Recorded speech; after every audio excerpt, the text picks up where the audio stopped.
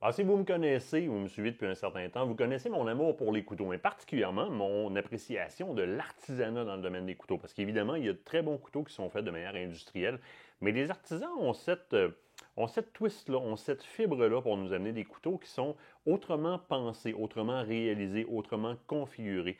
Et c'est au travers des différents reviews ou des différentes techniques ou vidéos techniques sur les couteaux sur les différentes chaînes comme YouTube, etc., que certains artisans couteliers vont me contacter, question que je reçoive, que je teste et que je produise des vidéos comme ça sur leurs couteaux. Et c'est grandement apprécié parce que ça me permet, dans ma passion, de découvrir des nouveaux artisans dans un premier temps, et aussi de vous présenter qu'est-ce qui existe sur le marché. Alors, des artisans, vous le savez, dans les dernières années, au Québec, on vous en a présenté tout plein.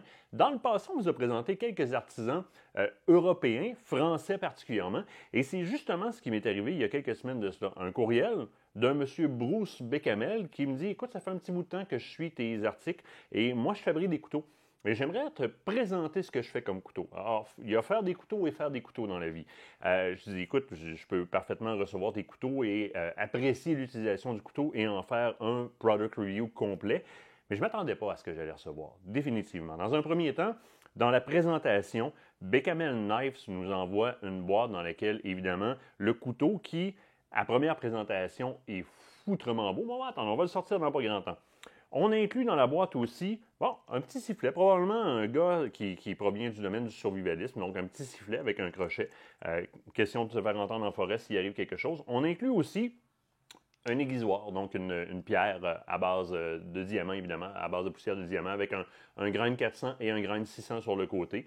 On inclut aussi dans la boîte, attention, un certificat de garantie à vie pour le couteau, mais encore plus intéressant, ce que je vois rarement dans les boîtes accompagnant les couteaux, comment prendre soin de son couteau.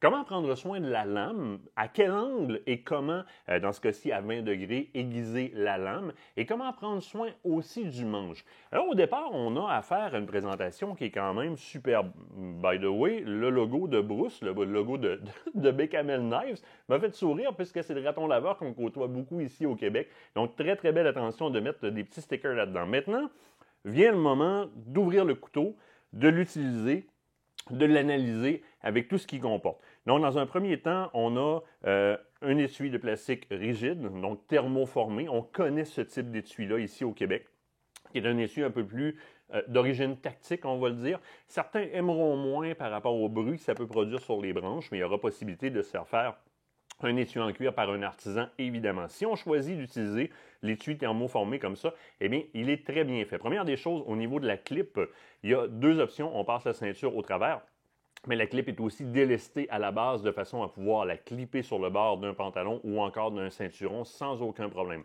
Maintenant, l'emprise du couteau dans l'essuie thermoformé se fait au niveau, vraiment au milieu du couteau. Donc, ce n'est pas la lame qui vient clipser au fond, c'est vraiment retenu singulièrement comme ça. Alors, d'une main, je peux facilement opérer lorsque le couteau est à ma taille, je peux opérer l'étui thermoformé sans aucun problème et ça ajoute énormément à la sécurité puisqu'évidemment, on va le voir tout de suite après, avec des couteaux avec un tel tranchant et une telle pointe, eh bien, un étui en cuir ou encore en nylon, même si le nylon balistique, offrira jamais une grande protection comme un étui thermoformé comme celui-là. Maintenant, on ouvre ce couteau-là. Regardez-moi dans un premier temps la forme du couteau, le côté ergonomique qui est très, très, très intéressant. On n'a pas la rectiligne normale qu'on a au dos d'un couteau, ce qui fait que la prise en main du couteau est parfaitement normale et biologique, si on le veut, au niveau ergonomique et au niveau de la biologie de la main, au niveau de l'ergonomie de la main. Le rond est parfait, le dos du manche est parfait. Manche qui est fait en micarta G10. Ce que c'est que du micarta, c'est très simple, c'est du lin qu'on aura mélangé avec de la résine qui va être compressée sous des presses d'environ 40 tonnes. Question de donner un matériel qui, oui, est d'origine organique, donc le lin, mais mélangé à de la résine, donc qui est fibreux, qui va être très, très, très résistant et qui va être facile à entretenir. La partie qui vous intéresse le plus, évidemment, c'est la lame. La lame, le choix de l'acier dans un premier temps, 90 MC V8. Qu'est-ce que ça veut dire en français? C'est un alliage carboné, donc un alliage de carbone, mais attention, c'est un alliage de carbone qui ne plaquera pas. Un alliage à très haute densité, donc une belle échelle Rockwell au niveau de la dureté. Par contre, elle va, d'un côté, conserver un tranchant qui va être quand même incroyable, et de l'autre côté, elle va demeurer facile à aiguiser. Parce que lorsqu'on va avec, par exemple, du stainless ou des très hautes échelles Rockwell dans certains métals, eh bien, soit on va aller dans des très hautes teneurs en carbone qui vont faire que les lames vont plaquer facilement, ou encore on va aller dans le stainless, et là, pour l'aiguiser à la maison, ça devient un problème. Dans le cas du 90 MC-V8, comme ça ici, avec ce niveau de carbone-là, ce choix d'acier-là, eh bien, la lame, dans un premier temps, comme vous voyez, on a une finition stonewash qui est super belle. À l'utilisation, le métal va patiner, donc on va avoir le côté peut-être un peu plus poli au niveau de la partie de l'utilisation. Le tranchant, si vous regardez la courbe du tranchant qui est parfaitement naturelle, de façon à ce que lorsqu'on l'utilise pour éviscérer ou pour skinner, on va pouvoir facilement travailler le levier avec très facilement. Et le couteau se tient très bien pour ça. La balance du couteau est parfaite. L'appui au niveau du pouce est aussi parfait. Et le travail de la lame va très bien se faire. 4 mm au niveau de l'épaisseur. Donc, on a une rigidité qui est quand même, somme toute, très acceptable. Et vous pourrez utiliser ce couteau-là et l'aiguiser vous-même avec le guide de comment prendre soin de son couteau que Bruce Bécamel met dans ses empaquetages avec les couteaux. Donc, c'est un couteau qui, de un, passe haut la main les tests. On l'a utilisé, on en a un qui a été utilisé. Celui-là ici va apparaître, si ce n'est pas déjà fait, sur les réseaux sociaux bientôt et va faire office d'un encan dont les profits vont être remis à Soigner nos braves par la mouche. Merci à Bruce Bécamel d'avoir fait don d'un couteau pour mettre à l'encan comme ça au profit de cette organisation-là. L'autre, eh bien, on l'a utilisé, surutilisé, ça coupe très bien dans toutes les circonstances et même si on l'étreint moindrement dans le sol, par exemple pour faire une rigole autour d'un campement ou d'une tente, je vais conserver quand même un tranchant qui est très intéressant.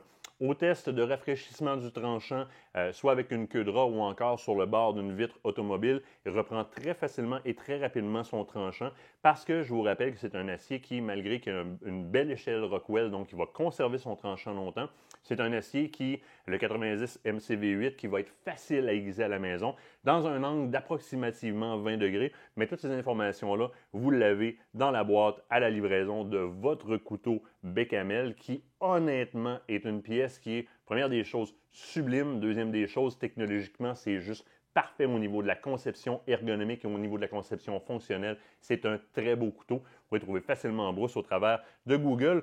By the way, petite attention très particulière, mais super le fun de mettre dans la boîte un petit carton pour aller laisser une note sur Google à Bruce lorsque vous aurez reçu votre couteau. C'est très apprécié, trouvable aussi facilement sur Facebook et sur Instagram. Vous n'avez qu'à chercher Bécamel _knives, vous allez le trouver très facilement. Produit de la France, un très beau produit de la part de Bruce.